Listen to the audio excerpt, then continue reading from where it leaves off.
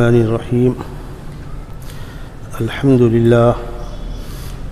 للہ رب العالمین والعاقبۃ للمتقین والصلاة والسلام علی سید الانبیاء والمرسلین وعلی آلہ واصحابہ اجمعین اما بعد فاعوذ باللہ من الشیطان الرجیم بسم اللہ الرحمن الرحیم ولا تقربوا الفواحش ما ظہر منها وما بطن صدق اللہ مولانا العلی العظیم۔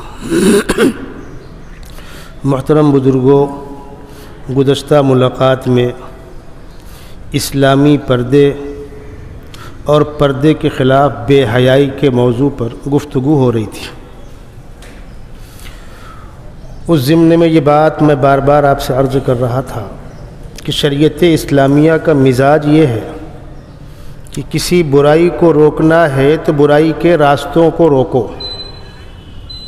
اگر برائی کو روکنا ہے تو برائی کے راستوں کو بھی روکو۔ جس طریقے سے اگر آپ کو چوری روکنا ہے تو آوارہ گردی روکنی ہوگی۔ آپ دیکھتے ہیں نا، کبھی کبھی جھگڑا ہو جاتا ہے تو پولیس لوگوں کو جمع ہونے سے روکتی ہے۔ آپ کہیں صاحب ہم تھوڑا جھگڑا کر رہے ہیں، ہم تو خالی جمع ہیں۔ جمع ہونا ہی جھگڑے کی بنیاد بنتا ہے، نہ جمع ہوں گے نہ جھگڑا ہوگا۔ حالات کشیدہ ہوتے دفعہ نمبر 144 لگا دیا جاتا ہے۔ کیوں؟ فساد ہوتا ہے، کرفیو لگا دیا جاتا ہے۔ کیوں؟ جو آدمی کرفیو باہر نکلا وہ کہتا ہے صاحب میں تھوڑے بندوق لے کے نکلا ہوں، میں تھوڑے چاقو لے کے نکلا ہوں۔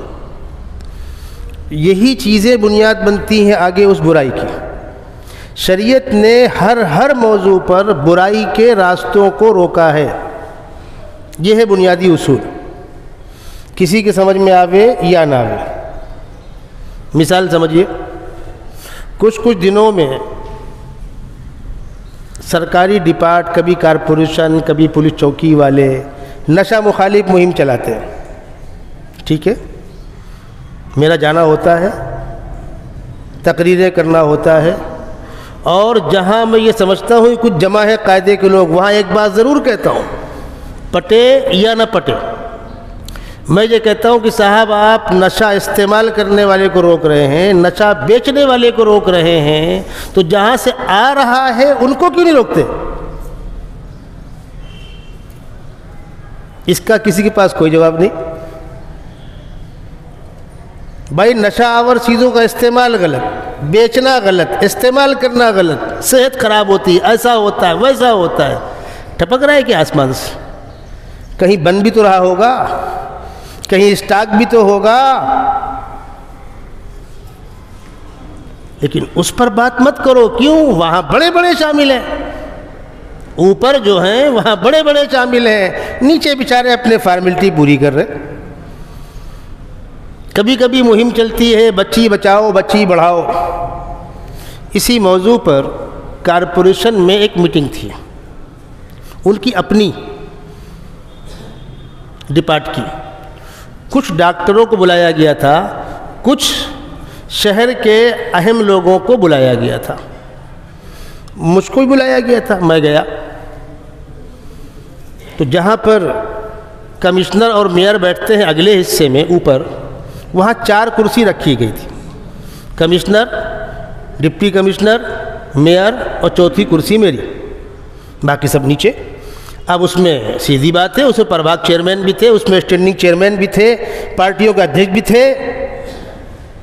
تو میں پارٹی کا نام تو نہیں لوں گا، لیکن ایک پارٹی کے کارپوریٹر نے کھڑے ہو کر آواز دی، یہ مولانا وہاں کیوں بیٹھا ہے؟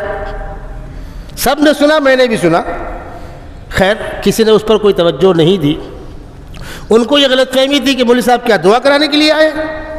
ان کا اس موضوع کیا تعلق ہے؟ تو وہاں کیوں بیٹھے؟ وہاں بیٹھنا چاہیے سامنے۔ تقریریں ہوتی رہی۔ کیا تقریریں ہوتی ہے؟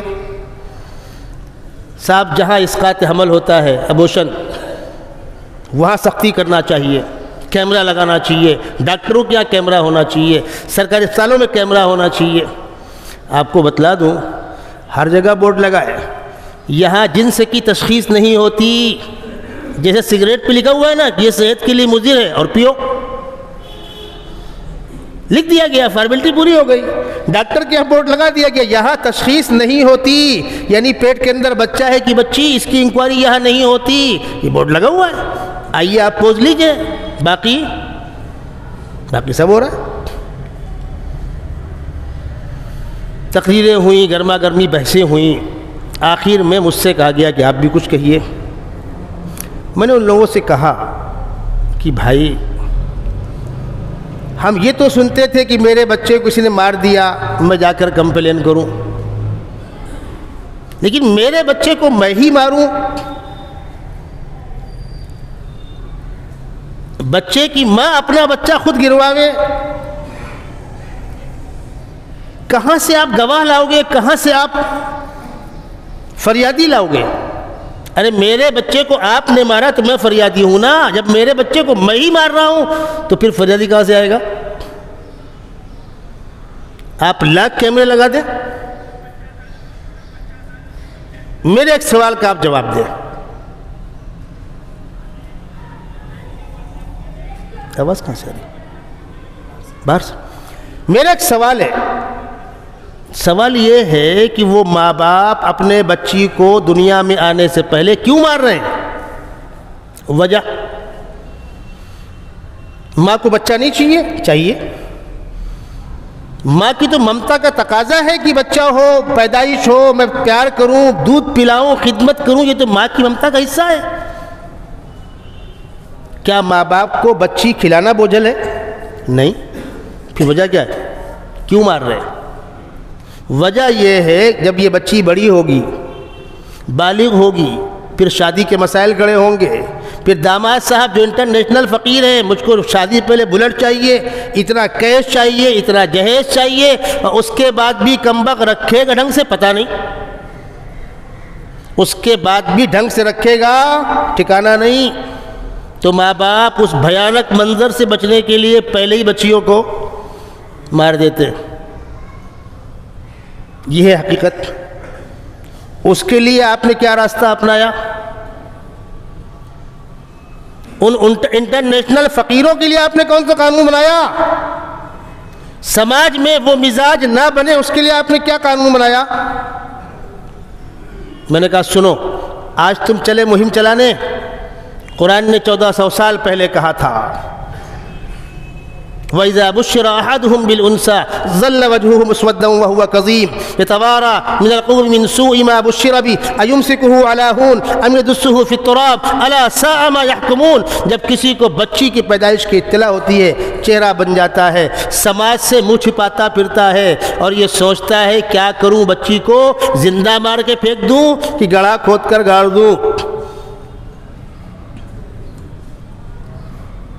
ایک صحابی نے اپنا خود کا واقعہ سنایا، کہنے لگے میں سفر میں جا رہا تھا، میری اہلیہ حمل سے تھی، بچی کی پیدائش ہو گئی، سفر لمبا تھا، رہی بچی گھر میں، 2-2.5 سال کی ہو گئی، میں سفر سے لوٹ کر آیا، دستک دی تو بچی نے آ کر دروازہ کھولا، بچی مجھ سے لپٹ گئی، میں اس سے لپٹ گیا۔ میں نے بیوی سے پوچھا کہ یہ کون ہے؟ تو بیوی نے کہا پڑوس کی بچی ہے، کھیلنے آ جاتی ہے، مجھ سے بہت زیادہ بے تکلف ہو گئی ہے اس لیے رہتی ہے گھر میں، یہ سوچ کر کہ فوراً بتلاؤں گی تو مار دیں گے۔ ختم ہو گئی بات، وہ بچی آتی رہی، کھیلتی رہی، لپٹتی رہی۔ جب میری اہلیہ کو یقین ہو گیا کہ اب میں اس سے پیار کرنے لگا ہوں تو اہلیہ نے بتلایا کہ یہ آپ کی ہی امانت ہے۔ کہنے لگے میں سوچتا رہا میں کیا کروں۔ ایک دن شیطان مجھ پر غالب آیا اور میں بچی کو انگلی پکڑ کے گھر کے باہر جنگل میں لے گیا اور گڑھا کھودا۔ جب میں گڑھا کھود رہا تھا تو میرے کپڑے پر مٹی آ رہی تھی تو میری بچی مٹی جھاڑ رہی تھی۔ جب میں نے گڑھا کھود کے بچی کو گڑھے کے اندر رکھا تو بچی نے کہا ابو کیا کر رہے ہو؟ پھر میں نے مٹی ڈالی، بچی چلاتی رہی، میں اس کو دفن کر کے چلا آیا۔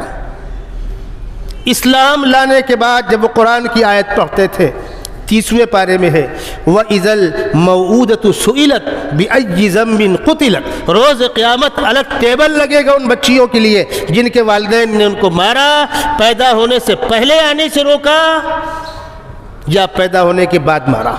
جنس کی تشخیص کرا کے بچیوں کا اسقاط حمل کرایا گیا۔ جب میں نے یہ گفتگو شروع کی تو میرے سامنے جو عورتیں بیٹھی ہوئی تھی، بھائی 1/3 کارپوریٹر لیڈیز ہے نا، ان کی آنکھوں سے آنسو جاری تھے۔ میں نے کہا ایک ماں کی ممتا سے کوئی پوچھے، ایک ماں کا درد کوئی سمجھے۔ حکومتیں 420 بند کریں، تماشے بازیاں بند کریں، حقیقت پر آؤ۔ جس بنیاد پر اسقاط حمل ہو رہا ہے اس بنیاد کو روکو۔ اسلام نے اس بنیاد کو روکا ہے، اور ہمارے پیغمبر سیدنا محمد صلی اللہ علیہ وسلم نے بچی کی آمد کو رحمت بتلایا، بچی کے وجود کو گھر کے لیے باعث برکت بتلایا، بچیوں کو باپ کی پراپرٹی میں حق دلایا ہے۔ جس طریقے سے بیٹا تمہارا خون ہے، بیٹی تمہاری خون ہے۔ اور آپ نے فرمایا جس شخص کی 2 بیٹیاں ہوں اس نے ان کی تعلیم و تربیت کی، بلوغ کی عمر کو پہنچی، ان کی شادی کر دی۔ اللہ کے نبی صلی اللہ علیہ وسلم فرماتے ہیں میں روز قیامت اس کی خصوصی شفاعت کروں گا۔ تقریباً آدھا گھنٹہ بھی تقریر ہوئی وہاں پر کارپوریشن میں۔ تقریر ختم ہوئی، وہ صاحب اٹھ کر آئے جن کو اعتراض تھا کہ مولانا وہاں کیوں بیٹھا ہے، وہ سامنے آ کر کھڑے ہوئے۔ مولانا صاحب السلام علیکم۔ وعلیکم السلام۔ بولے میں ہی تھا، اعتراض میں نے ہی کیا تھا، مجھے معاف کر دو، مجھے معاف کر دو۔ اچھا میں نے وہاں یہ بات بھی کہی تھی کہ کارپوریشن والوں میں آپ سے کہہ رہا ہوں اور اپنی ہندو بہنوں سے کہہ رہا ہوں تمہارے محلوں کے اندر منڈپ لگاؤ، میں بات کرنے آتا ہوں۔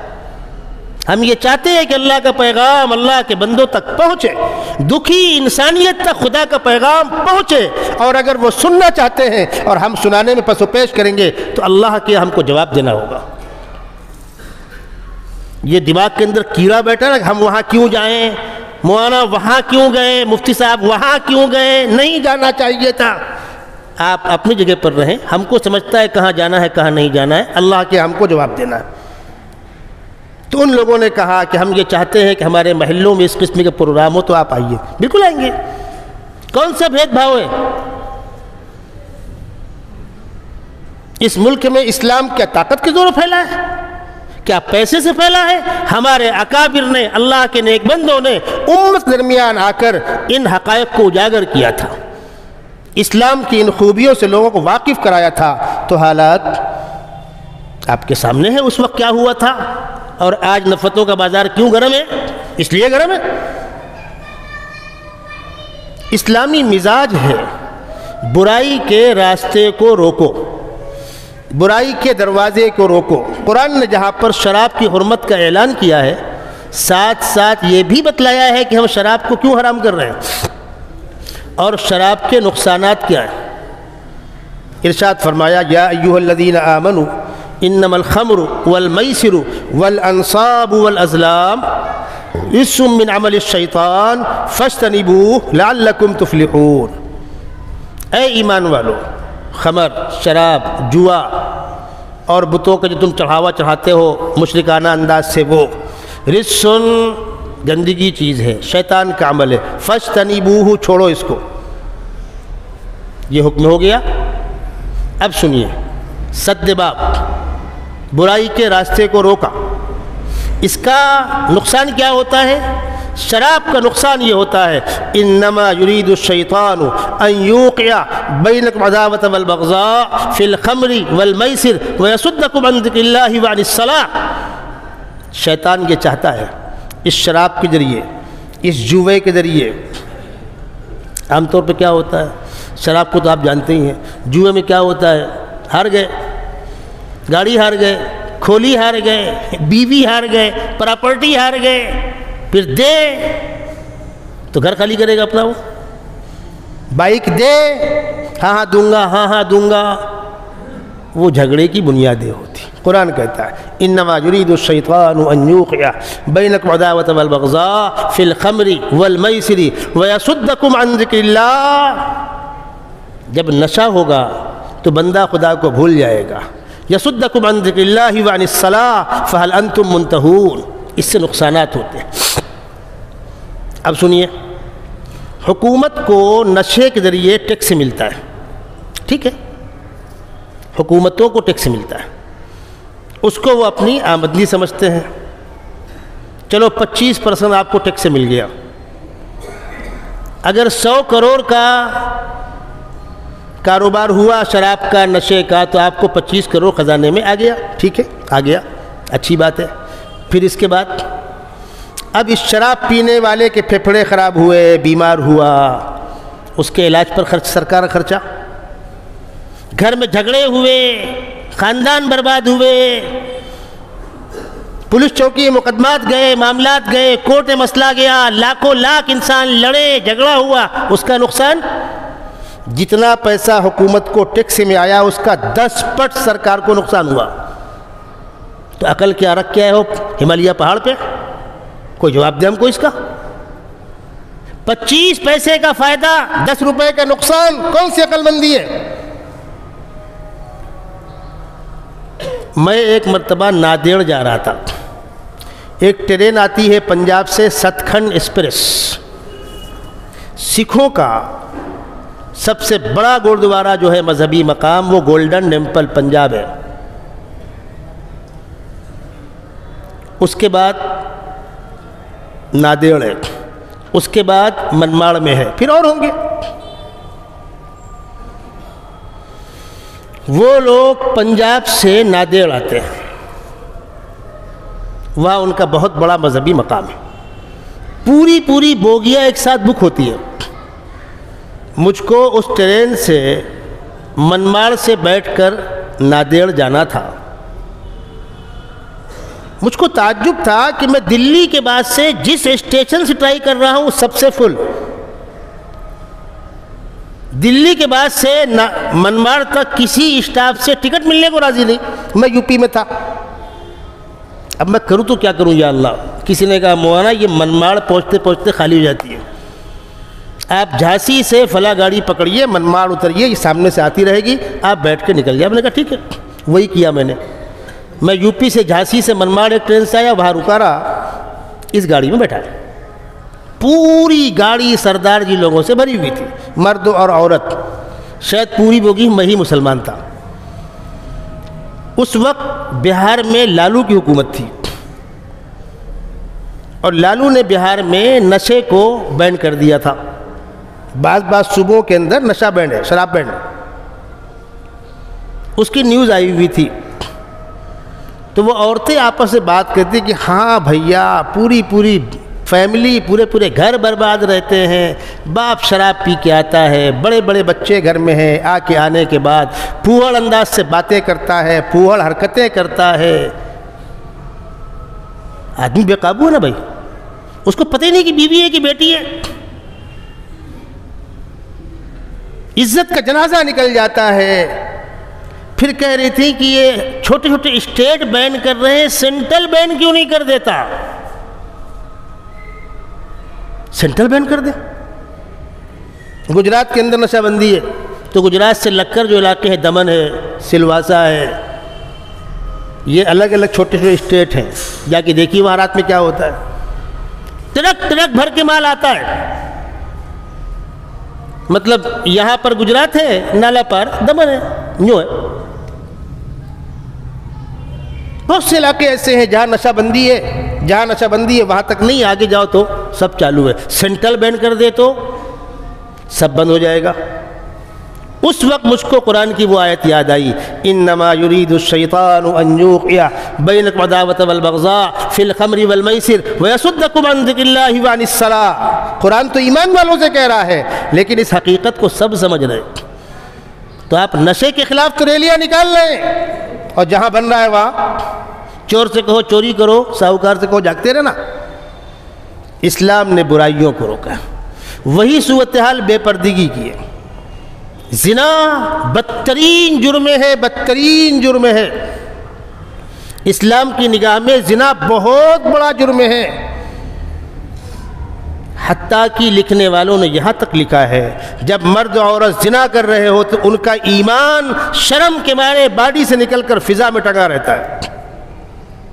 جس وقت وہ زنا کے اندر مبتلا ہوتے ہیں، ایمان جسم سے نکل کر فضا میں معلق رہتا ہے۔ اسی حال میں اگر موت آ جائے تو کفر کی موت ہوگی۔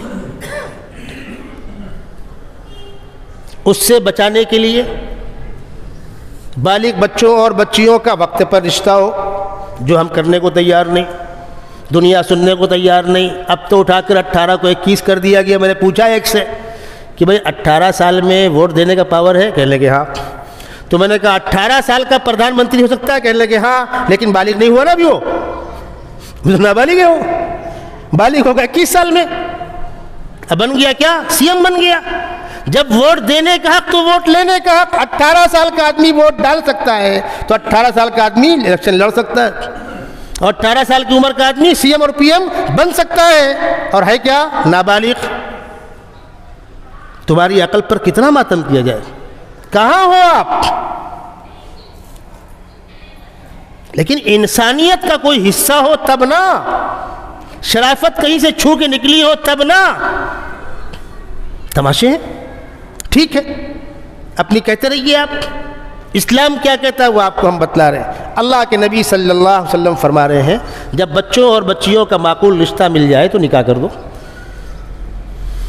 تاکہ جو گندگیاں زنا کے راستے سے آتی ہیں وہ رکے. عزت دار آدمی شادی کرے, شوہر اپنی بیوی کے لیے, بیوی اپنے شوہر کے لیے. میری آواز مستورات تک جا رہی ہوگی. بازار جانا ہے تو سنگھار, شادی میں جانا ہے تو سنگھار, اور اپنے شوہر کے لیے بھتنی بن کر بیٹھی ہوئی ہو. کون شرافت ہے؟ مجھ سے ایک صاحب نے پوچھا حضرت عورت سنگھار کر سکتی ہے؟ میں نے کہا کر سکتی ہے, اپنے شوہر کے لیے کرو. جو تمہارے لیے حلال ہے اور تم اس کے لیے حلال ہو, بازار والوں کے لیے نہیں. خوشبو لگانا بازار والوں کے لیے, کوئی اور سونگے. بچتا ہوا زیور پہننا بازار والوں کے لیے. ہزار لعنت. کیوں؟ یہی ذرائع ہوتے ہیں آگے چل کر زنا کے. حدیث شریف میں آتا ہے بد نگاہی ذریعہ بنتی ہے بدفعلی کا. اب تو خیر یہ کہنا ہی مشکل ہے کہ بات مت کرو آپس میں. آج کون کس کو روک لے گا؟ ورنہ جب موبائل نہیں تھا, فون نہیں تھا, تو سیدھی بات ہے عورت گھر میں ہے, مرد باہر ہے. بہت کبھی اتفاق ایسا ہوگا. اس وقت قرآن نے کیا کہا تھا؟ وَقَرْنَ فِي بُيُوتِكُنَّ وَلَا تَبَرَّجْنَ تَبَرُّجَ الْجَاهِلِيَّةِ الْأُولَىٰ وَأَقِمْنَ الصَّلَاةَ وَآتِينَ الزَّكَاةَ وَأَطِعْنَ اللَّهَ وَرَسُولَهُ. نبی کی بیویوں کو خطاب کر کے قرآن کہہ رہا ہے یا نساء النبی کی لستن کاحد من النساء ان اتقیتن فلا تخضعن بالقول فیطمع الذی فی قلبہ مرض وقلن قولا معروفا. اے نبی کی بیویوں, غیر مرد سے بات کرنے کی نوبت آئے تو نرم لب و لہجے میں بات مت کرو, کہ بیمار دلوں کے اندر بیماری بڑھے گی. فیطمع الذی فی قلبہ مرض, جن کے دلوں کے اندر بیماریاں ہیں ان کو رغبت ہوگی. میں آپ کو مثال دوں, شوہر گھر میں نہیں ہے, غیر مرد دروازے پر آیا, السلام علیکم. وعلیکم السلام. کہا گئے نہیں ہے گھر میں, ختم ہو گئی بات. اب اس کے بعد جو آج کا رواج ہے, آپ کیسے ہیں؟ اچھے ہیں, آپ کے بچے اچھے ہیں, آپ کی اہلیہ اچھی ہے, آپ آتے نہیں ہیں کبھی, آئیے بیٹھیے, پانی پی لیجئے, چائے پی لیجئے. آپ خود دعوت دے رہی اس کو برائی کی. وہ آیا کس لیے؟ شوہر سے ملنے کے لیے. شوہر نہیں ہے, ختم بات. گالی مت دو, بری بات مت کرو, قل قولا معروفا, لیکن مختصر سی بات کرو. اس لیے کہ عورت کی آواز کے اندر بھی لچک ہے. عورت سراپا حسن و جمال ہے, عورت کی آواز بھی لچک ہے, عورت کی چال بھی لچک ہے, اور مرد کے اندر کمزوری ہے. یہاں سے فتنہ شروع ہوتا ہے, اور اس کے بعد پھر سماج ان گندگیوں اور برائیوں کا شکار ہوتا ہے. آج بتلا دوں میں آپ کو, آپ چلیے رات میرے ساتھ پولیس چوکیوں کے باہر, آپ کو میں لائن دکھاتا ہوں نقاب پوش خواتین کی. کیا ہے؟ رشتہ ہوا ابھی 4 مہینے نہیں گزرے, جمتا نہیں, جم نہیں رہا ہے. کیوں جم نہیں رہا؟ جو میکے میں تربیت کی گئی ہے, ایک ٹائم گھر میں ایک ٹائم باہر, ایک پیر گھر میں ایک پیر بازار میں. باپ کے پاس کھانے کو ہو نہ ہو لیکن 2000 کا سنگار کا سامان ہونا, چپل ایسی اور نقاب ایسا اور چنی ایسا اور چنا ایسا. اب شوہر گھر میں گئے, بیچارہ اتنا نہیں کما پاتا.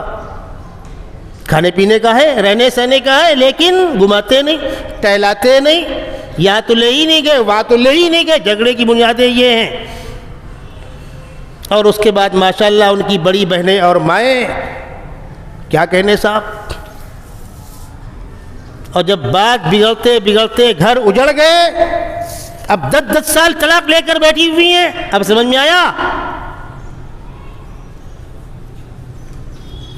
جن گھروں میں شوہر بیویاں مل کے رہتے ہیں فرشتے دعائیں دیتے ہیں، اور جن گھروں میں بے بنیاد جھگڑے ہوتے ہیں فرشتے لعنت و پھٹکار برساتے ہیں. کبھی کمی ادھر سے کبھی کمی ادھر سے، لیکن بنیاد وہ کمیاں ہیں جس سے اسلام نے روکا. شوہر بیوی کا اختلاف، ساس بہو کا اختلاف، بھائی بھائی کا اختلاف. اسلام برائیوں کے دروازوں کو روکتا ہے.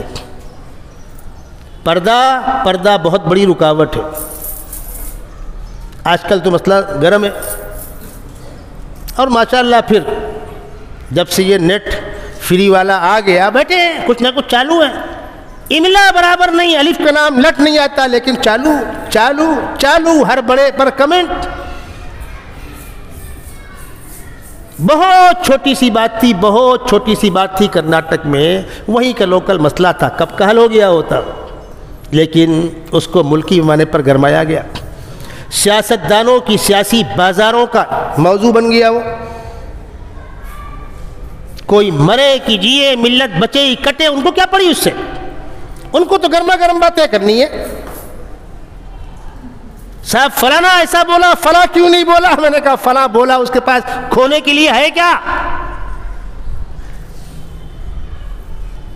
میں جا کر نالا پار میں کھڑا ہو جاؤں، اگر میری زبان کٹ جائے میں اپنا سارا کارخانہ خیرات کر دوں گا. ہے کدھر؟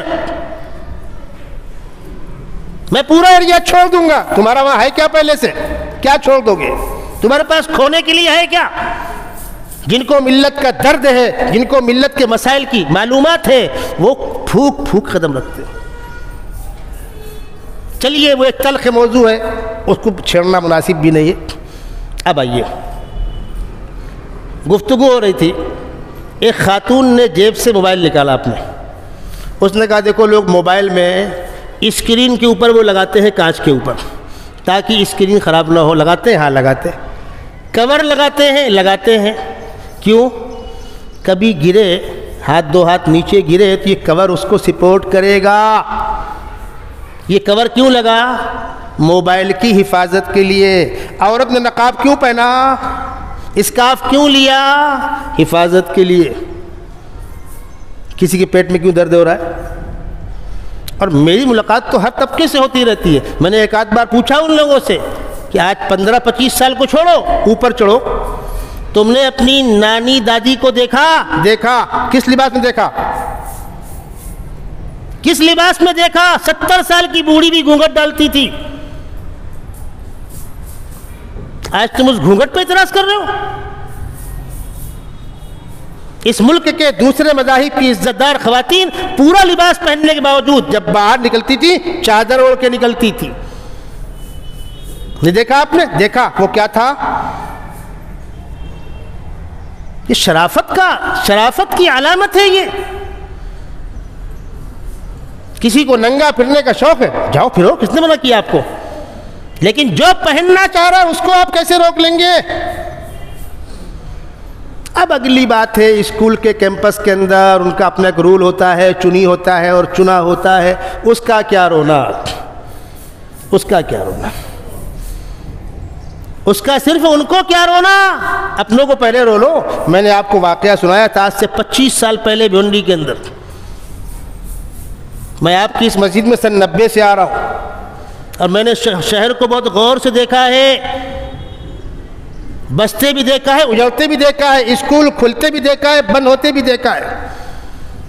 اس وقت ہم جب اسکول والوں سے کہا کرتے تھے کہ بھائی آپ کا اپنا مینجمنٹ ہے، مسلم مینجمنٹ ہے، آپ گندگی کیوں پال رہے ہو؟ چندہ تو کرتے ہو اسلامی تعلیم کے نام پر، دینیات بھی پڑھا رہے ہیں اور یہ بھی پڑھا رہے ہیں اور وہ بھی پڑھا رہے ہیں، بورڈ بھی لگاتے ہو اسلامی اسکول. تو اللہ کے بندو جہاں تک ہو سکے اس کی رعایت تو کرو. 100% نہیں ہو پا رہا ہے لیکن رعایت تو کرو. معلوم اس وقت کیا کہتے تھے؟ ارے مولانا آپ لوگ کو سمجھے گا نہیں، قانونی مجبوری ہوتی ہے. جس کو بولتے ہیں نا مولوی کو لوگ ماما سمجھتے ہیں. مولانا قانونی مجبوریاں ہوتی ہیں، آپ کو سمجھے گا نہیں، آپ مدرسے والے ہو. ٹھیک ہے صاحب، کوئی بات نہیں. اس وقت تک ہم لوگوں کے پاس سراج العلوم میں جگہ نہیں تھی. ایک حال میں انصار محلے کے ایک حال میں تقریباً 6-7 سال وہ نظام چلا ہے. پھر اللہ نے حالات سازگار کی جگہ لی گئی. پھر ہم لوگوں نے سب سے پہلے پرائمری اسکول چالو کیا. تو پہلا ہنگامہ کھڑا ہو گیا مدرسے میں پرائمری اسکول چندہ مت دو ان کو. اسی انصار محلے کا واقعہ ہے. ایک مدرسے کے ذمہ دار اللہ کو پیارے ہو گئے. وہ ایک میت میں آئے ہوئے تھے اور بات چل رہی تھی. تو انہوں نے مجھ سے کہا کہ ہم تو بچوں کو بھائی اللہ رسول کی تعلیم دینا چاہتے ہیں, یہود و نصارہ کی تعلیم دینے کا آپ لوگوں کو شوق ہے, آپ دو. یہ مجھ سے کہا انہوں نے. میں نے کہا میں آپ کو ابھی کوئی جواب دوں گا نہیں, 2 سال کے بعد جواب مل جائے گا آپ کو. 2 سال کے بعد ایک اور پروگرام میں وہ آئے ہوئے تھے, بیٹھے بات چیت چل رہی تھی. کیا ہوا؟ کہنے لگے بچے نہیں ملتے پڑھنے کے لیے. ہم نے کہا ہمارے یہاں سیکنڈ ڈے فل ہوتا ہے. کہنے لگے بھائی آپ لوگوں کی تو گوڈ بیٹھ گئی ہے, آپ لوگوں کا تو چل پڑا ہے. ہم نے کہا اصل میں آپ لوگ اللہ رسول کی تعلیم دینے والے ہیں اور ہم لوگ یہود نصارہ کی تعلیم. ارے نہیں مولانا معاف کیجیے غلطی ہو گئی. ٹھیک ہے. جب وہ پروجیکٹ سامنے آیا, ارے بھائی سیدھی بات ہے, آپ لوم لگاتے ہیں اس میں پروٹیکشن فاسٹ ہوگا, کمپنی لاکھ چلاتی رہے. جب آپ کو دکھے گا کہ ہاں بھائی مال نکلا زیادہ اور کوالٹی فریش باہر آئی تو پھر آپ بھی توجہ دیں گے. جب ہمارے یہاں کے پرائمری بچے دوسرے اسکولوں میں گئے, اس میں میرا چھوٹا بھائی محمد سعد بھی تھا جو باندہ سے پڑھ کے آیا. یہاں میں نے اس کو پرائمری پڑھوایا. پرائمری چہارم میں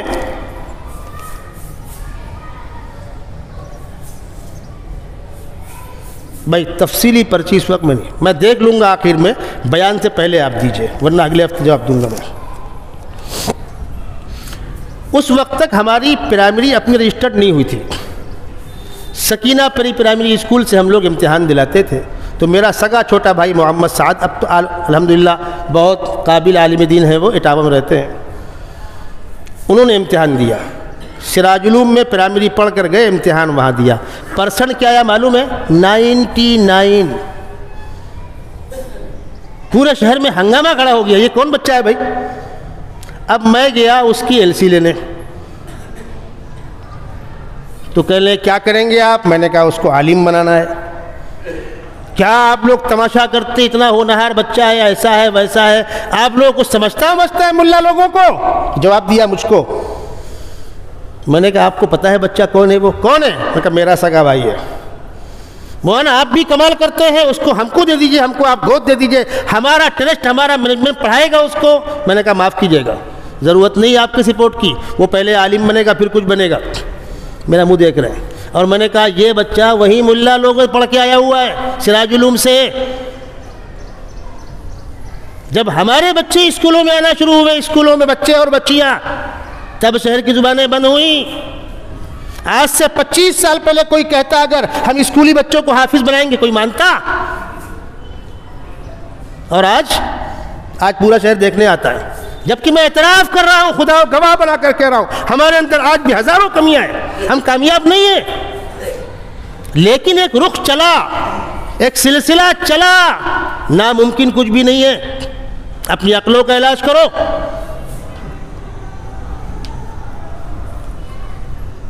ہمارے وہ بچے جو اسکولوں میں ٹاپر ہیں, کوئی ان کو نماز پڑھنے نہیں روکے گا, کوئی ان کو اسلامی علامت سے نہیں روکے گا. پہلے وہ کوالٹی تو آپ مینٹین کرو. اسی ڈونڈی کے اندر بچہ ٹوپی لگا کر جاتا تھا, اسکول سے اس کو ہکال دیا کرتے تھے. آج کیوں نہیں ہکالتے؟ آج سب کو سمجھ میں آ گیا کہ نہیں صاحب بچہ اچھا ہے. میں اس موضوع پر زیادہ نہیں کہنا چاہتا, لوگ برا لگے گا. خالی چل گئے بیٹھ گئے ادھرنے کے لیے نہیں. کہنا یہ ہے کہ مسئلے کے جو اصل حل ہے امت اس پر آوے. آج ہی میں صبح ایک واقعہ پڑھ رہا تھا. حضرت مولانا ذوالفقار صاحب مدد اللہ العالی کا دورہ ہوا تھا روس کے اس علاقے میں جہاں مسلم علاقے ہیں, ریاستیں ہیں. پر سال بھی اکابر گئے تھے, معطلہ صاحب بھی گئے تھے, میرا ویزا لگا ہوا تھا, مجھ کو بھی جانا تھا. لیکن یہ کہتے ہوئے مجھ کو دکھ ہوتا ہے کہ اہلیہ بیمار تھی, سفر میں نہیں کر سکا تھا. ویزا لگ کر میرا ٹکٹ خراب ہوا تھا روس کا، میں جا نہیں سکا تھا۔ مجھ کو شوق ہے، امام بخاری وہیں کے ہیں، امام ترمذی وہیں ہے، ہمارے محدثین وہیں آرام کر رہے ہیں، جن کی قبروں سے آج خوشبو آتی ہے۔ کوئی مانے نہ مانے، جاؤ سن کر آ جاؤ۔ مولانا ذوالفقار صاحب کہتے ہیں کہ میں ایک مسجد میں تھا، میرا بیان ہوا، بڑا مجمع تھا، 2 نوجوان آئے، ہماری والدہ ضعیفہ ہیں، آپ کو گھر پر بلا رہے۔ مولانا نے کہا بھائی میں اس مجمع کو چھوڑ کر گھر کیسے جاؤں گا؟ تو وہاں کے سب سے بڑے عالم جو تھے وہ قریب آئے، کہا حضرت ان کے ہاں چلنا چاہیے، آپ بھی چلیے میں بھی چلتا ہوں۔ پوچھا وجہ؟ کہا جس وقت روس میں اسلام پر بین لگایا گیا تھا، 70 سال تک اسلام پر بین تھا روم میں، مسلمانوں، ہندوستانی مسلمانوں، پڑھو دنیا کے حالات، یہ خاتون اس وقت 20 سال کی تھی، اس وقت اسلام کا نام لینے والوں کو چوراہے میں کڑھاؤں میں تیل گرم کر کے یوں اٹھا کر ڈال دیا کرتے تھے کھولتے ہوئے تیل میں، تاکہ آئندہ کوئی ہمت نہ کر سکے۔ اس وقت اس خاتون نے دین کی تبلیغ کا کام کیا ہے۔ اس سے ہم لوگوں نے بارہا کہا کہ بیٹا تم نا عمر ہو، کمزور ہو، اکیلی ہو، نہ جانے کیا سلوک ہو۔ اس کا کہنا تھا میرے ساتھ جو ہوگا ہوگا، اللہ کے دین کے لیے ہوگا، میں نہیں رکنے والی۔ اس نے پوری جوانی دین کی تبلیغ میں گزار دی ہے، آج اس کی عمر 90 سال کی ہے، بستر پر ہے۔ اس نے سنا کہ کوئی بڑے عالم دین آئے ہوئے ہیں تو اس کو ملاقات کا شوق ہے۔ حضرت گئے اور جانے کے ساتھ ہی ان کے بیٹوں نے ان کو چادر اڑا رکھی تھی۔ حضرت نے فرمایا اماں جان ہم سب کے لیے آپ دعا کریں۔ اس خاتون نے لیٹے ہوئے بستر میں ہاتھ اٹھا کر کہا خدا بندہ ہم سب کا ایمان سلامت رکھنا، ہمارا ایمان سلامت رکھنا۔ اس کا ایمان کتنا قیمتی ہے جس نے پوری جوانی باطل کے مقابلے میں کھڑے ہو کر اللہ کی رضا کے لیے گزار دی۔ اتنا بڑا ملک، 20-25 کروڑ کی آبادی والا ملک، دنیا کے بڑے بڑے ملکوں سے بڑا ملک، لیکن سیدھی سی بات ہے جب ہم خود دین پر مطمئن نہیں ہیں، ہمارے گھر کی بہن، ہماری بہو بیٹیاں مطمئن نہیں ہیں، دین کی سادگی پر راضی نہیں ہیں، ہمارا پیسہ، ہمارا وقت، صلاحیتیں کہاں استعمال ہو رہی ہیں، کس کام میں استعمال ہو رہی ہیں؟ میں نے آپ کو واقعہ سنایا تھا 29 رمضان، چاند ہوگا کہ نہیں ہوگا، ہوگا تو لوگ مانیں گے کہ نہیں مانیں گے، تماشے ہوتے ہیں نا بھائی۔ ہم لوگ بیٹھتے ہیں ہلال کمیٹی میں، تو میں سراج علوم میں تھا، یہ سوچ کر کے کہ آج آخری دن ہے، اگر چاند ہو گیا تو اب تو آئیں گے نہیں، سارے کام پٹا لیں، اگر چاند ہوا تو رات میں سینٹر لگا ہوگا، رسیدیں گئیں کہ نہیں گئی، ٹیبل لگے کہ نہیں لگے۔ صرف ایک سینٹر کا مسئلہ نہیں ہے، 25 مقامات پر ٹیبل لگتے ہیں، ان کو پاور دلانا، ان کو ٹیبل لگوانا، لوگوں سے رابطہ قائم کرانا، اور یہ سوچ کر کے کہ میں باوضو رہوں گا، 15 منٹ پہلے نکلوں گا اور پہنچ جاؤں گا، اس وقت افطار کی مارکیٹ بھی کم ہو جائے گی، راستہ کھلا ملے گا۔ میں وضو کر کے وہاں سے 15 منٹ پہلے نکلا، مرکنٹائل بینک تک آ گیا میں، سر یہاں پہنچنے کے بعد وہاں سے ہندوستانی تک میں نہیں آ پایا، راستے میں اذان ہو گئی۔ کیا تھا وہاں پر؟ امت مسلمہ کی مائیں وہاں پر روڈ پر جمع تھی، اتنی بھیڑ تھی افطار کے وقت 29 رمضان کو کہ میں راستہ کراس نہیں کر سکا، اور بالآخر آدھی اذان ہو چکی تھی، تب ظفر بھائی جو ہیں چٹائی والے، ان کے ہاں لوگ افطار کر رہے تھے، وہیں رک کر میں نے کھجور کھا کر پانی پیا، میرے آنکھوں سے آنسو جاری تھے کہ یہ مسلمانوں کا حال ہے رمضان کے مہینے میں افطار کے وقت۔ کیوں؟ وہ چاند رات ہے نا، اور پھر چاند ہو جانے کے بعد آدھے گھنٹے کے بعد اس روڈ کو آپ پار نہیں کر سکتے، یہاں سے منڈی تک ہم لوگوں کو جانا ہوتا ہے تو ہم باہر جا کر دامن ناکے سے برج مار کے جاتے ہیں۔ کیا ہے 29 دن 30 دن روزے رکھے ہیں، انعام کی رات ہے، اور کیا کر رہا ہے مسلمان؟ وہ چوڑی چپل کا کلر میچ نہیں کھا رہا ہے، دوپٹے میں پیکو نہیں ہوا ہے، چپل میں یہ نہیں ہوا ہے، فلاں چیز گھٹ گئی، فلاں چیز بڑھ گئی، اس کے بغیر آپ کی عید نہیں ہوگی۔ کون کس کو سمجھائے؟ جا کے دیوار پر اپنا سر پھوڑے۔ اب اس کے ساتھ ساتھ تماشا کرنے والے تماشا کر رہے، بازار لگی ہوئی ہے، بازار لگی ہوئی ہے، کسی کو کچھ نہیں پڑی ہے، دیش برباد ہو کہ لٹ جائے کسی کو نہیں پڑی ہے، اپنا الو سیدھا اپنا کام بنتا۔ اس دور سے آپ گزر رہے، اور یاد رکھیے گا، سمجھدار لوگ میری اس بات پر توجہ دیں، میں نوجوانوں سے معذرت کے ساتھ کہتا ہوں، جب آندھی طوفان آئے گا دو راستے ہوں گے، یا تو آپ طاقت کے زور پر طوفان کو موڑنے کے لائق ہو، کھڑے ہو جاؤ سامنے موڑ دو اس کو، اور اگر طوفان کو موڑنے کے لائق نہیں ہو تو بیٹھ جاؤ، طوفان نکل جانے دو، تیسرا کوئی راستہ نہیں۔ نوجوان چاہتا ہے طاقت ہو نہ ہو کھڑے ہو جاؤ طوفان کے سامنے، تم کو اڑا کر بہا کر لے جائے، عقل مندی نہیں ہے۔ بڑے کہتے ہیں طوفان آیا ہوا ہے نکل جائے گا، دنیا بے ثبات میں ہر شے ہے تیز گام، ہر دن کے لیے رات ہے ہر صبح کی ہے شام، رنگ زوال سے ہے رنگین گل بھی خار بھی، دھوکہ ہے سب جہاں میں خزاں بھی بہار بھی، بہت آئے اور چلے گئے۔ تھوڑا صبر سے کام لے لو، اللہ کو راضی کر لو، جن چیزوں میں لگنا ہے اس میں لگ جاؤ، اپنا کاروبار دیکھو،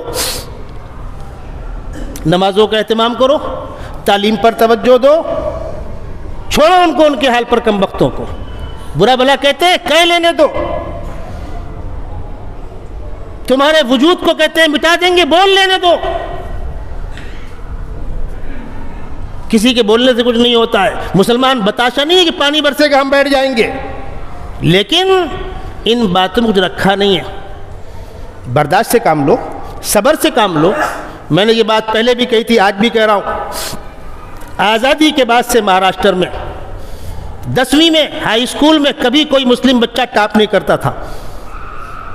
92 کے حالات، 92-3 کے حالات آپ کے سامنے ہیں، بابری مسجد کی شہادت کے بعد بمبئی کا فساد آپ کے سامنے ہے، اس کے بعد پہلا مسلم بچہ تنوین بنیار مہاراشٹر ٹاپ کرتا ہے، دوسرے سال بلال شیخ نے مہاراشٹر ٹاپ کیا، تیسرے سال 2 بچیاں دوم پوزیشن لائیں، تیسرے سال بھیونڈی کی خالدہ حفظ الرحمان ہمارے کھنڈو پاڑے کی بچی تھی، پورے مہاراشٹر میں سوم پوزیشن لائی، اس کے بعد رات گئی اور بات گئی، امت اوڑھ کے سو گئی۔ اب کیوں نہیں آتے؟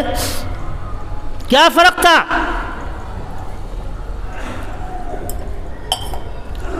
ان حالات میں آنکھوں کے آگے اندھیرا چھا گیا تھا، اب کیا ہوگا، ایسے حالات ہو گئے تھے، چلنا مشکل تھا، روڈ پر چلنا مشکل تھا، لوکل میں چلنا مشکل تھا، کئی مہینے وہ حالات چلے۔ اس وقت بعد بچوں نے طے کیا کہ ہمارے لیے ایک ہی راستہ ہے، اور وہ ہے تعلیم پر محنت کرنے کا راستہ۔ انہوں نے پلٹ کے نہیں دیکھا۔ میں آپ کو بتلا دوں، مالیگاؤں کا ایک بچہ IAS بنا تھا، قیصر عبدالحق، ہزار کھولی کا رہنے والا، ہزار کھولی جھوپڑ پٹی کا بچہ IAS کیسے بنا؟ خالدہ حفظ الرحمان ہمارے کھنڈو پاڑے کی بچی میرے گھر پہ آتی تھی پانی بھگانے کے لیے، میرے ایریا کے پاس، میں قریب سے واقف ہوں اس فیملی سے۔ گھر میں اتنی جگہ نہیں کہ بیٹھ کے پڑھ سکے، اس لیے کہ اسی میں اسٹوپ ہے، اسی میں پانی کی ٹنکی ہے، اسی میں فریج ہے، اسی میں نہانی ہے، 10 فٹ کی کولی میں اسی میں رہنا ہے۔ وہ بچی صافیہ اسکول کی لائبریری میں بیٹھ کے پڑھتی تھی، اور دوپہر کھانا اس کی ماں جا کر ٹفن دے کر آتی تھی۔ اس بچی نے پڑھا، پورے مہاراشٹر میں 3ری پوزیشن لائی، خالدہ حفظ الرحمان، آج وہ ڈاکٹر ہے۔ آپ بمبئی چلے میرے ساتھ، میں آپ کو دکھاؤں گا، گلی گلی محلے محلے لوگوں نے مطالعے گاہیں بنا رکھی ہیں بچوں کے لیے۔ جھوپڑ پٹی کے بچے جن کو اپنے گھر میں اپنے محلے میں پڑھنے کا موقع نہیں ہے، وہ یہاں آ کر بیٹھ کر پڑھیں گے۔ وہاں ٹیبل کرسی ہے، لائٹ ہے، پنکھے ہیں، کولر ہے، سہولت کا سامان ہے، بچے اپنی کتابیں لے کر آتے ہیں، بچے اور بچیاں، اور وہاں بیٹھ کر اسٹڈی کرتے ہیں، اور وہاں پڑھ کر کے پوزیشن لاتے ہیں۔ آپ کی بھیونڈی میں بس وہی پکٹ ڈوٹا کمایا، لوم پہ لوم، تعلیم کب آپ کھلے گی ہماری؟ ایک صاحب رئیس ہائی اسکول کے باہر کھڑے ہوئے تھے، ان کے ایک دوست گزرے، کہا بھو بھیا، کہ وہ لڑکوا گھر نہ پہنچا ہے، گھر سے پھونا ہوا ہے۔ اچھا تو کون کلاس ہے؟ کہ وہ تو نہ معلوم۔ میڈیم کون سا ہے؟ کہا مطلب گھر پھون کے لو۔ نام کیا ہے بچے کا؟ بچے کا نام، باپ کا نام یہ۔ تو وہ آگے بڑھے، کسی سے پوچھے، کہے رک میں پوچھوں سمدھیا پڑھتے کہ رئیس میں؟ میں آپ کو حقیقی واقعہ سنا رہا ہوں۔ کب آپ کھلے گی ہماری؟ اتنا بڑا شہر ہے، ٹھیک ہے کچھ فرق پڑا ہے پہلے کے مقابلے میں، کچھ پڑھ لکھ گئے ہیں، لیکن اکثریت ڈونیشن والوں کی ہے۔ میرٹ کی بیس پر پڑھ کر آنے والے ہزاروں میں ایک ملنا مشکل ہے، جبکہ ڈونیشن دے کر پاس ہونے والی دھکم پلٹ گاڑی بہت دور چلنے والی نہیں ہے۔ میرٹ کی بنیاد پر، کمپٹیشن کی بنیاد پر اوپر جاؤ، کوئی تمہارا ہاتھ نہیں پکڑ سکتا، یاد رکھیے گا۔ ایک دو نہیں، سینکڑوں مثالیں، آپ کمپٹیشن کی بنیاد پر آگے جائیے، کوئی آپ کا ہاتھ نہیں پکڑ سکتا۔ اور اس ملک میں وہ اقلیتیں ہیں، وہ مائنورٹیز ہیں، سات شعبے ہیں اقلیت کے، صرف ہم نہیں ہیں، اقلیتیں 7 ہیں اس ملک میں۔ جو اقلیتوں کا مجسٹر ہوتا ہے اس کے پاس 7 کالم ہوتے ہیں، مسلمان ہیں، پارسی ہیں، بدھ ہیں، جین ہیں، کرسچن ہیں، یہودی ہیں، 7 مائنورٹیز ہیں۔ آپ کے ماں سوا کوئی شور کرتا ہے؟ سارا ایشو آپ ہیں، یعنی 80% ایک طرف اور ہم ایک طرف، آپ نے قبول کر لیا۔ واہ واہ واہ، سبحان اللہ۔ سنیے حقیقت، یہ ملک اقلیتوں کی اکثریت کا ملک ہے۔ آپ کہیں گے یہ کون سی بھاشا بول رہے ہیں آپ؟ بات آئی تو سن لو، اقلیتوں کی اکثریت کا ملک ہے۔ جو مائنورٹی کہلاتے ہیں وہ سب ایک طرف کھڑے ہو جائیں تو یہ اکثریت میں، ہم الگ الگ اقلیت میں، چلیے ہم 15% ہیں، ہم کو ایک گن لو۔ اب آ جاؤ پارسیوں پر، اب آ جاؤ جین پر، اب آ جاؤ بدھ پر، اب آ جاؤ عیسائیوں پر، سب کو الگ کرتے کرتے آؤ تو ہم 50 کے اوپر ہیں۔ اقلیتوں کی اکثریت کا ملک ہے۔ انہوں نے کیا تماشا کیا؟ انہوں نے ہم کو چھوڑ کر سب کو ایک کر دیا، اور ہم بھی تنے کھڑے ہو گئے کہ ہاں صاحب دیکھ لیں گے 80% کو۔ یہ بدقسمت ملک ہے جہاں اکثریت کو اقلیت سے ڈرا کر سیاست کی جاتی ہے۔ واہ، یعنی ایک آدمی کے ہاتھ میں غلیل ہے، ایک آدمی کے ہاتھ میں تمنچہ ہے، اور سامنے والے کے ہاتھ میں رائفل ہے، اور رائفل والا کمپلین کر رہا ہے صاحب مجھ کو اس سے ڈر ہے، مجھ پہ حملہ نہ کر دے۔ دنیا پاگل نہیں کہے گی؟ لیکن وہی بک رہا ہے، وہی لوگ بیچ رہے ہیں، اور ہم پاگل چلا رہے۔ ہمارے مقدر میں صرف احتجاج آیا ہے، ہمارے مقدر میں خالی ہنگامے آئے ہیں۔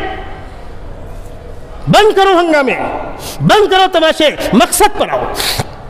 بولتے ہیں بول لینے دو، ظلم کرتے ہیں کر لینے دو۔ دنیا کی تاریخ موجود ہے، روس کی تاریخ موجود ہے، اسپین کی تاریخ موجود ہے، ترکی کی تاریخ موجود ہے، مصر کی تاریخ موجود ہے۔ اسلام نہ کہیں مٹا ہے نہ کہیں مٹے گا، بشرط کہ اہل اسلام تو اس پر مطمئن ہو۔ بہرحال بات کہاں سے شروع ہوئی تھی؟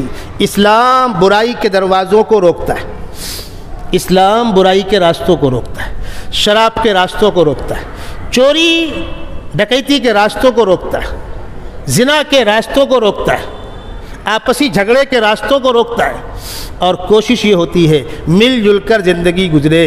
میں آپ سے آخری درخواست کر رہا ہوں بڑے درد کے ساتھ، ہمارے آپسی مسائل، شوہر بیوی کے مسائل، بھائی بھائی کے مسائل، ہم نے مانا ایک بھائی ذاتی کر رہا ہوگا، تھوڑا دبا کے لے کے بیٹھ جائے گا، مانا ہم نے، جو لے کر بیٹھ رہا ہے اس سے میں کہہ رہا ہوں روز قیامت ایک بالی زمین جو ناجائز قبضہ کی ہوگی، اس کے عذاب میں 7 زمین و آسمان کا طوق بنا کر پہنایا جائے گا۔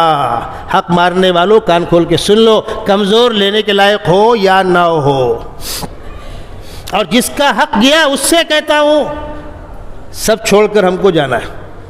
ہاتھ جلاتے آئے تھے، ہاتھ جلاتے ہم کو جانا ہے، کوئی لے کر نہیں جائے گا۔ لے لیا لے لیا، اللہ بھروسے چھوڑو، اپنے کام میں لگ جاؤ، پھر سے محنت کرو، اللہ بہت دے گا۔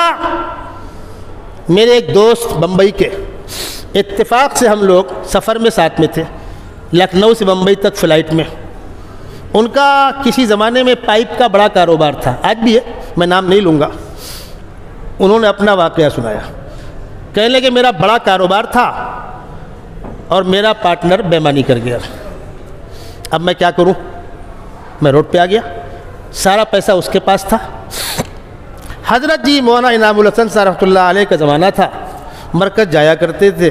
میں حضرت جی کے پاس گیا، پورا واقعہ سنایا حضرت جی کو۔ فرمایا دیکھو بھائی، میں دعا کر رہا ہوں آپ کے لیے، میرا مشورہ آپ کو یہ ہے کہ اس مسئلے کو جہاں ہے وہاں پڑا رہنے دو، الجھو مت، آپ محنت کرو 0 پوائنٹ سے، اللہ آپ کو دے گا۔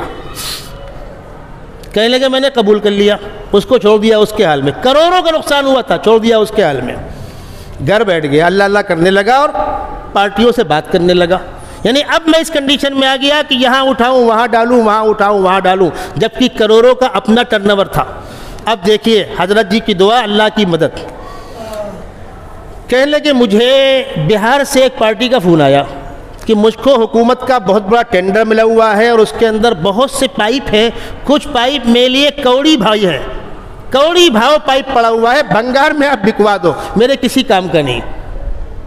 اچھی بات ہے۔ مدراس سے ایک پارٹی کا فون آیا کہ میں نے باہر کمپنی کو ٹینڈر بھرا ہوا ہے پائپ دینے کا، میرے پاس سارے پائپ اویلیبل ہیں، وہ پائپ نہیں ہے، اس لیے میرا کنٹینر رکا ہوا ہے۔ وہ ہندوستان میں جہاں ملے، جس بھاؤ ملے مجھ کو دلا دو، آپ کا احسان ہوگا۔ وہ کہہ رہا ہے بھنگار بھاؤ بکا دو، اور یہ کہہ رہا ہے جس بھاؤ ملے ملا دو۔ کہنے لگے میں نے 6 روپیہ پر کے جی اپنا نفع رکھ کر یہاں کا مال وہاں گرایا، میرا نقصان کور ہو گیا اور میں جوں کا توں کھڑا ہو گیا۔ وہ صاحب آج بھی زندہ ہیں، جس کی طبیعت چاہے میں چل کے ملاقات کرا دوں گا۔ تو مار کے بیٹھنے والوں، تم سے کہتا ہوں خدا کے ہاں 7 زمین و آسمان کا توق پہنایا جائے گا، اور جن کا حق مارا ان سے کہتا ہوں اللہ کے واسطے برداشت کرو، محنت کرو، اللہ اور دے گا۔ ان چھوٹے معاملات کو لے کر پولیس چوکیوں مت کھڑو۔ اپنی بہن بیٹیوں سے کہتا ہوں اپنے معاملات علماء کو لے کر بیٹھ کر، سماجی لوگوں کو لے کر بیٹھ کر سمجھا بجھا کر ختم کرو، نہیں پڑتا ہے رشتہ ختم کرو۔ جا کر غیروں کے سامنے نقاب پلٹے جائیں اور عدالتوں کے اندر تمہاری رسوائی ہو، دل خون کے آنسو روتا۔ ہمارا جانا ہو تو بمبئی ہائی کورٹ کے اندر ہم دیکھتے ہیں وہاں کیا ہو رہا ہے، ہمارے وکلا دیکھتے ہیں وہاں کیا ہو رہا ہے، یہ رسوائی کا سامان۔ اس کے بعد آپ کا شور، ہم حجاب نہیں اتاریں گے۔ سب سے بڑی لائن تو آپ کی پولیس چوکی میں، سب سے بڑی لائن تو آپ کی ہے کورٹ کچہری میں، جہاں غیروں کے ہاتھ کی آپ کھلونا بنی ہوئی ہے۔ اپنے شوہر کے خلاف کیس کر رکھا ہے، 10 سال 15 سال کیس چلے گا، ان بچوں پر کیا بیتے گی؟ بچے فیصلہ کریں گے اماں صحیح کہ ابا صحیح، ان بچوں پر کیا بیتے گی؟ بمبئی میں ایک گھر میں ہم لوگ گئے، میر مفتلیق صاحب، جھگڑا شوہر بیوی کا تھا، بچی میرٹ کی بنیاد پر MBBS کا کورس کر رہی تھی۔ کتنی تیز بچی تھی وہ، ڈونیشن نہیں، میرٹ کی بنیاد پر سرکاری کوٹے سے۔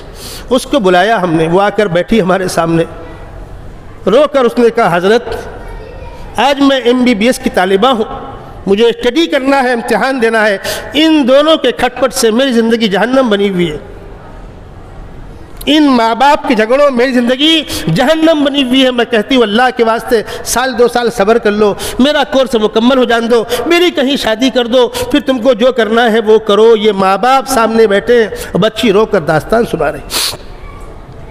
چلیے اللہ کرم ہوا، ہم نے سمجھایا، وہ لوگ مان گئے۔ یا ایٹھنے بھائی اپنی بات کو مت دیکھو، بچے کا منہ دیکھو، آخرت دیکھو، لڑکے کیا ملنے والا ہے؟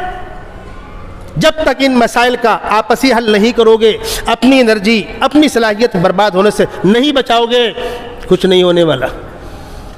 میں تو کہتا ہوں آپ جن کو ظالم کہتے ہو وہ چلے جائیں، جن کو انصاف پسند کہتے ہو وہ آ جائیں، تمہارے مقدر میں کوئی فرق نہیں ہونے والا، آپ جہاں کھڑے ہو وہیں کھڑے رہو گے۔ اگلے دن مسائل بڑھنے والے ہیں، گھٹنے والے نہیں ہیں۔